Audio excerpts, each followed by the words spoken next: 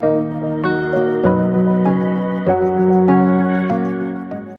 guys, welcome to my channel, Anonymous Nyctophile. Without delay, let's talk about irony. Irony, in the simplest sense, is when there's a difference between how things appear and how they actually are, like when things turn out to be the opposite of what we expect. Let's take some examples. A pilot with a fear of heights. Now that's ironic. Or how about a fire station catching fire? Or a traffic cop getting caught overspeeding? See how it creates a picture in your mind? Now, irony is often mistaken for bad luck or coincidence. For instance, a doctor getting sick isn't irony. It's just bad luck. Rain on a wedding day is not ironic either. It's a coincidence, unless you planned the date after checking the weather forecast and it still rained. What I mean to say is, irony isn't just about surprises. It's about contradictions. It needs that twist between expectation and reality. Here's another example to make it clearer.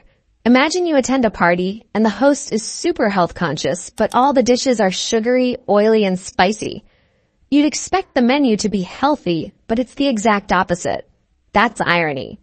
I am going to make a series about important literary terms, so don't forget to subscribe. In literature, we come across three main types of irony: verbal irony, situational irony, and dramatic irony. Let's discuss them with examples. 1. Verbal irony. Verbal irony is when someone says one thing but means the opposite. It's like sarcasm, but it's not always meant to be funny or harsh. In literature, authors often use verbal irony to make a point or highlight a character's feelings. One famous example is in Shakespeare's Julius Caesar, where Mark Antony says, "Brutus is an honorable man," after Brutus has betrayed and stabbed Caesar. Antony doesn't actually mean that Brutus is honorable. He's using irony to emphasize the opposite, that Brutus is anything but honorable. To recognize verbal irony, you need to understand the context and reality of the situation. 2. Situational irony.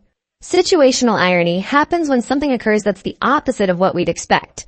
It's all about outcomes that are contrary to expectations. In literature, situational irony creates humor, tension, or tragedy. A classic example is from O. Henry's short story, The Gift of the Magi. In the story, a poor couple each sells their most valuable possession to buy a gift for the other. The woman sells her long, beautiful hair to buy a chain for her husband's pocket watch, while the husband sells his watch to buy combs for her hair. The irony is that neither of them can use the gift they receive, yet the situation highlights their love and sacrifice. 3. Dramatic irony. Dramatic irony involves the audience or reader knowing something that the characters don't. Simply put, the audience understands the situation better than the characters do. A famous example of dramatic irony is in Shakespeare's Romeo and Juliet. We know that Juliet isn't really dead. She's taken a potion to appear dead. But Romeo doesn't know this. When he finds her, he believes she's truly dead and takes his own life. This creates a heartbreaking moment because we as the audience know the truth, but the characters are unaware. Low-key, we just want to yell, "Romeo, stop! Juliet's alive!" And now you know what is and what is not irony, and of course the types too. And that's all about irony. If you found this helpful, don't forget to like this video and subscribe to my channel to learn more about literary terms and their usage. See you next time.